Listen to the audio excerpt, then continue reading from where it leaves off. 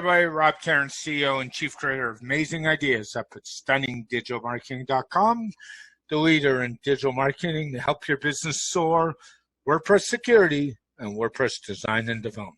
How's everybody doing today? Today's special guest, and he's been on the SDM interview show with me before, is my good friend, Mr. Jeff Brown. Jeff is the founder and CEO of Alpha Social Media, Inc. He's a WordPress education trainer that specializes in training Office, WordPress, and more. And Jeff is really in the know. And what we talk about today is Jeff's experiences with how his site was attacked, what he went through, and how it was prevented. So sit back, relax, enjoy the ride as I talk to my good friend, Mr. Jeff Brown. All right, here we go. Here with Jeff Brown today, and we're going to talk about a little situation that happened, kind of a website situation. Jeff had the unfortunate reality of having his website attacked this week. So I thought I'd share this as a case study. I know in a number of Facebook groups we've talked about DDoS attacks, we've talked about plugin attacks. So Jeff, what kind of happened, and sort of take us through it a little bit? I started to notice some email notifications about hosts being locked out of the site. And so it started, I've got a site there, and I started noticing around March the 8th that I started to get a little bit more activity. Then it literally about 153 lockouts, and then on the 13th, 250, and then on the 18th, 415. Which is kind of high for the average person. I mean, you get one or two a day is pretty norm, and then Now, which software were you using to? I was using iThemes Security Pro. Okay. And I'm using, well, I'll talk about what I was using as we go through it. On the weekend, the sites, the attacks really picked up. I started getting notifications probably every 15 to 11 minutes. And at the height of it, I was getting notifications every 5 seconds about somebody being locked out of the site that was trying to log in. So literally at the peak of it, we're talking brute force attacks. The peak was 1750 for that day. Wow. Now, and that means a lot of emails. In terms of those brute force attacks, was there any typical IP address or range? No, the strange thing is that they were rotating. There was quite a few IP addresses so you just couldn't simply block one. And at the end of the day, there was 549 banned users. Wow. And I would bet you most IP addresses were probably coming out of either China or Russia, or were they kind of all over the place? They were all over the place. And with VPNs, it's kind of hard now to say really, truly where they're coming from. It's just, I just looked at the IP addresses, where they're coming from, and it was happening so fast. When you think there's a lockout every 5 seconds, you're just hoping that you set the site up correctly. You've got all the proper solutions in place so that the dam doesn't bust and it holds. It was kind of scary. Now, because what I find is with hack attempts, even though most of them come out of developing countries, China, and kind of what causes that is a lot of machines aren't up to date, so they get used to force bot farms and things like that, right? Yes. And what I find is most of the people who launch those attacks are either in mainland Europe or, believe it or not, North America, even though they're using machines overseas. So the IP address isn't always reflective of where the culprit is. Now, let's take us through the process. What did you do next once all this started to happen? I turned the notifications off because there's just too many of them. I began to watch the site dashboard itself. Okay. Now, the things that I had done ahead of time, which made all the difference in the world, I like to hide the back end, but they still found me. I have a strong password, and I even changed the password in the middle of the process. Yeah.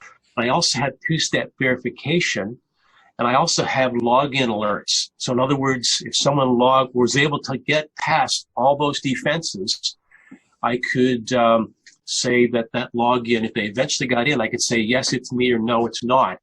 Yeah. And it was just full on throughout the whole evening, morning, and the rest of the day. It was just, the site was just getting hammered. Yeah. So, I mean, that's the key, is you can do all the preventive stuff. And of course, if I recall right, you're using Backup Buddy to do backups, so you don't just rely on your host backups. Absolutely. Which is actually a very smart move. I mean, Backup Buddies, what is it now? If you want just Backup Buddies, $150 US for a year. I know I'm an Updraft Plus guy. I have the premium version of Updraft Plus. The key is to take those backups also and send them somewhere. So don't just leave them on the site.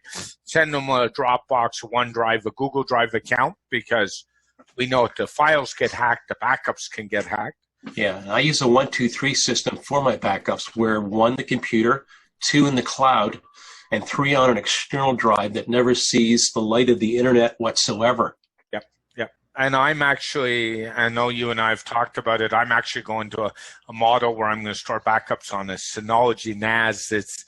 I'm looking at it in the corner as we speak, because it's out of the box, and I'm going to that approach. I've actually got dual Synologies, so I'm going to have one off-site for that exact reason, and it just simplifies the process. By the way, that's not a solution for the people who don't have any finances, but do it 1, 2, 3 strategy. No, you have to have something. I was training, and one of the guys in the course there, his computer blew up on him. And in the middle of your course? Not in the middle of the course, but just before coming to the course. So he ended up coming with the Chromebook he forgot to have the power plug on. But at the end of the day, he did have backups, but it was scary for the first little while for him. Yeah. I've been there. Like I did a couple years ago, about, I guess, 10 years ago. I was in the hospital. I came home. My computer hadn't been on. I was using a desktop at the time.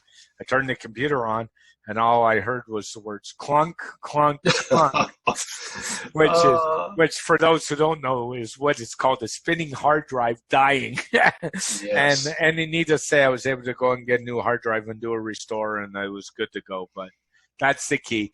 What are your, in your case, and you're pretty in the know, your plugins were up to date, I assume? My plugins are always up to date. That's one thing that I always keep attention of. And even when I train people on WordPress in these WordPress courses that I do, I tell them, update your plugins. Now, some may want to wait just a few days just to make sure everything goes smooth, but these things are not to be left unupdated, because you and I have had conversations about plugins. It's hard, even with legitimate plugins nowadays, to stay on top of it, but you absolutely have to do your due diligence and update them when they become available.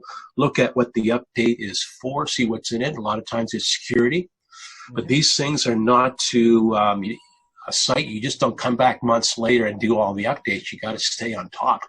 Yeah, that's one of the things that keeps the wolf out of the henhouse.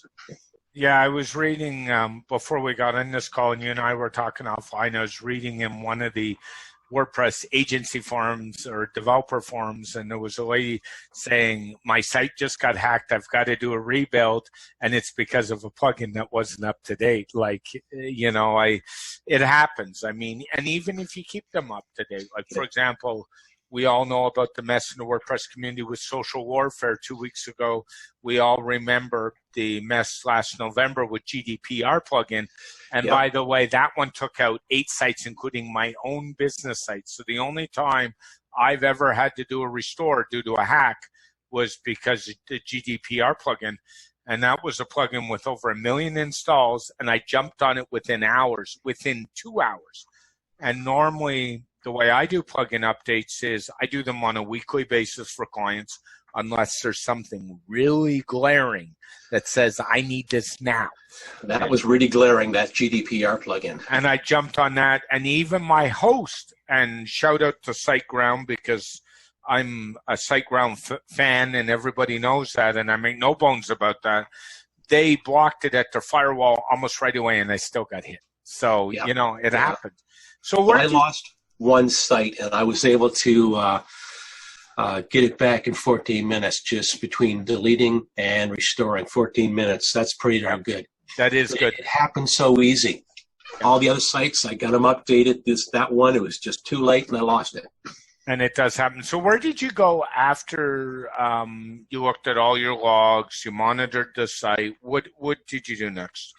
I then I submitted a ticket to my web host, and I wanted to know the condition of the server, if they were noticing anything, those kind of things. Yep. And still waiting on that ticket, so I went on to the chat system, and the first chat I got on with, the individual recommended that I go to CloudForce. and I was more concerned about home base in all actuality, and CloudForce may be a great solution, but it doesn't take care of where the files are, the original home base. Mm-hmm. And so I was kind of put off a bit by their suggestion that I go elsewhere. And then I got a hold of another person, and they suggested going into the htaccess file and putting in some line of code, making it so that I could only log in from one IP address. Now, that was a good solution, but unfortunately, I move a lot as a trainer, and I access my sites from different IP addresses. Yeah, I get in even more where if I get tired of working, I work from a home office, what you can do and make money on the internet.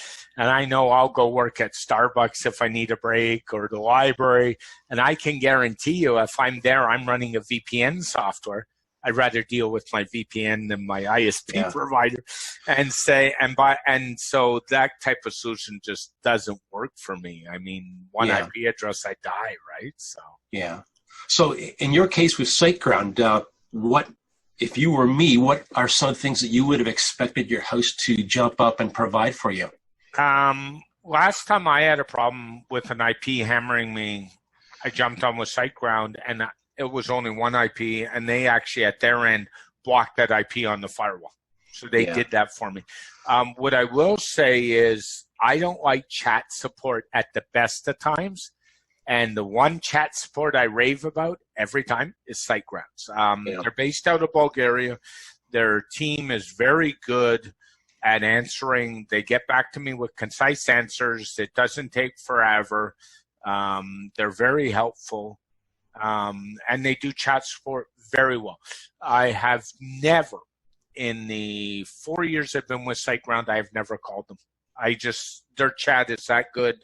And it lets me multitask while I'm talking to them. I can do other things, and that's good. And then they say to me, and they'll make suggestions and say, by the way, did you check this knowledge article? And usually I tell them beforehand I've read the knowledge-based articles, and they're smart enough. I think they actually flag their users so they know which ones are their business type users and which ones are their developer type users. So I don't have the issue of being talked down to. I don't have the issue, but I don't think saying to somebody, go to another service to solve your problem is doing it. I'm not going to call your host out because I'm going to show a little restraint. I've been known to call a host out here and there. What I will say is it wasn't GoDaddy and it wasn't EIG. It wasn't. No. In all honesty, though, they have been pretty helpful. Good. Yeah. But lately, I've noticed that that their support is slipping.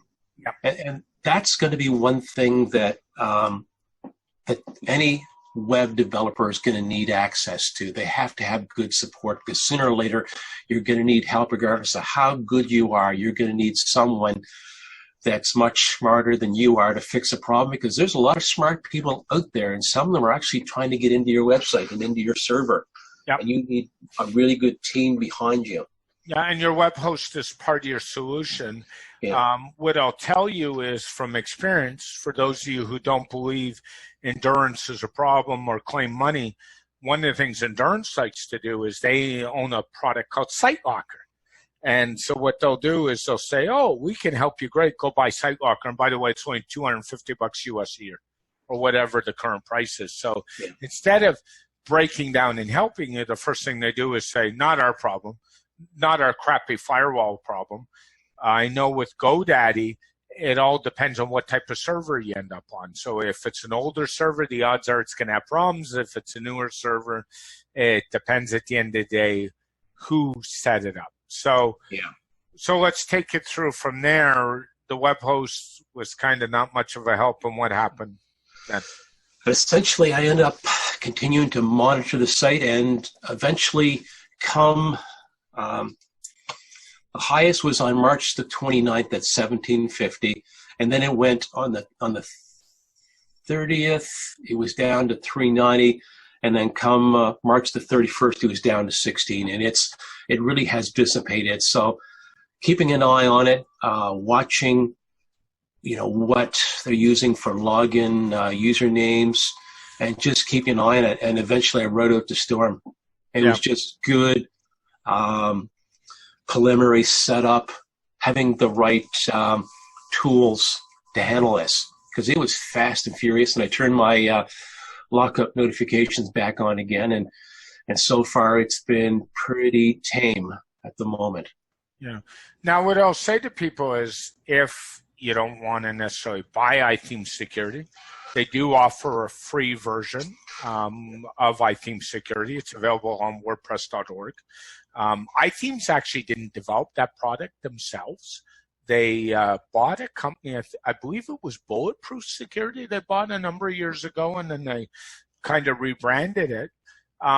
What I'll tell people is the free version, I tend to run the pro version of it, but the free version will do 90% of what you need. So go help yourself. Another product I really like, and it seems to run well in conjunction with iThemes security, frankly, is Wordfence, which kind of, tells you a little bit about what plugins are out of date. What Wordfence even goes so far as to tell you if something is out of date in the repository, and maybe you should find a replacement now. I absolutely love their newsletters. If you were to do just one thing, I would subscribe to Wordfence for their newsletters, because they a lot of times they'll be the breaking news to help you prepare for what's coming.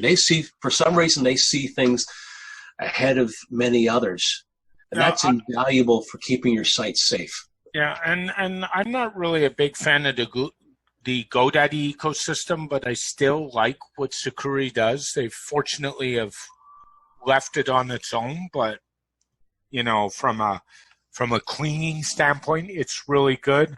But Wordfence's newsletter is good. And by the way, for those who don't know, Wordfence does have a podcast. I think they're on episode 5 or 6, and they kind of highlight. Lately, they've been highlighting too much because there's been the cross-scripting problems. There's been the last 3 weeks in the WordPress ecosystem has been kind of a minefield, and it's just there's things that in a lot of ways we didn't see coming. The company there that actually were the social warfare, that fiasco right there was. I mean, we expect that people will try to take advantage of plugins and try to get in that way. We don't expect owners of plugins to potentially go rogue, and that's a hard thing to defend against. Yeah, one thing that should teach everybody, by the way, is if you have an employee and he's got access to your social media or website and you terminate him or they leave, you need to change passwords like pretty quick and remove access. I mean, I've got a client right now who's in the middle of a retail change of a part-timer does some of his social media, and I can guarantee you as of Saturday night at 5 o'clock, I'll be changing passwords for him, because I don't want issues of somebody getting upset, shall we say, after the fact. And I mean, that's just the day we live in. Was talking about the Wordfence podcast. The latest one they did it's called Think Like a Hacker. So, if you want to learn a little bit, you need to get that on your podcast player. It's online. It's kind of one of my must-listen-to junkies. They talked about the whole pip dig controversy, another one that happened last week. You and I have talked about offline. Yes. That was after the social warfare, after the WordPress cross-scripting.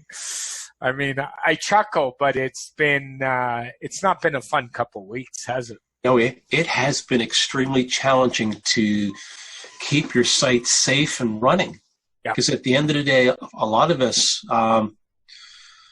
the websites are important, but a lot of times our business is something else. And for the average business, it's a real challenge to keep up with all the things that are happening. It's a moving target, if I could say that. I would agree. So, one of the events that I maintain a website for is the Ontario Police Memorial. And that celebration, or remembrance more like it, is coming up the first weekend in May. Shout out to our mutual friend Scott Mills and all his effort working with the Memorial Foundation to help make that a great event. And I sit and I watch on a tablet the attempts on that website that happen every year during the memorial. And I can almost guarantee you by the end of the 2-hour ceremony, so that's the reading of the names for the hour and the ceremony, I will go over 30,000 DDoS attempts. I mean, to retrospect it even more, I maintain a site for the Canadian Police Memorial. And a number of years ago, there were three or four police officers that died in Moncton, if you remember that. Jeff. I remember that and well. The day of the funeral, I stood there and had the funeral on TV and my laptop on my lap watching the website. And you say, why did I do that? Because all the police haters come out, and I was going to keep that site up. And fortunately, both hosted on SiteGround, both on a dedicated box. And I went through that one. I went through over 100,000 attempts in 3 hours during the service. That's a lot. That's a lot. So we've all been there, and the key is just to do the right things and have a backup, because your best way to least resistance is, if you do get hacked, is to delete and restore. Absolutely, because you won't. Most of us don't have the time or the energy to go through it line by line and try to figure out where the line of code has been injected, or in the scripts, for instance. So we can be up and running with restore. Probably 14 minutes is my fastest yet, while I was just puttering around at it. I know with my clients, if I have to do a security fix to a site, you're probably looking at about, I don't know, $3,000. And I offer care plans for $1,000. Not that I'm trying to do a sell, but the point is, sometimes you're better off to pay up front and just deal with it than deal with the back end. And at the cost of doing business. You're exactly right. Jeff, thanks for sharing your thoughts. If somebody wants to get a hold of you, you're an amazing trainer, one of the best trainers I know, to be honest with you. And I know you do a lot of WordPress education training. How they get a hold of you? What's your website? They can get a hold of me. My email is info@alphacomputer. It's not Alpha Computer, but alphasocialmediainc.com. Just thinking of my old company before I incorporated. So that's info@alphasocialmediainc.com, or on the phone at 902-956-2600. And by the way, if you're bored, Jeff will take a DDoS attack or two, just fun, because he seems to relish in this stuff. I'm just kidding. I don't want any either. So have a great day, everybody. Bye for now, and thanks for listening. And just be safe and take the time and protect your website, and you'll be better off for it. Thank you for listening to the SDM Interview Show. This podcast is a production of StunningDigitalMarketing.com, the agency that can help you with your web design, WordPress security, and digital marketing needs. Please subscribe to this podcast. This podcast can be found on Stitcher Radio, Spotify, Google Podcasts, Apple Podcasts, and more. Please don't miss the next edition. This podcast comes out every Thursday for your listening enjoyment. Until next time, please keep your feet on the ground and keep reaching for the stars. And we'll talk to you all soon. Have a great week, everybody. Bye for now.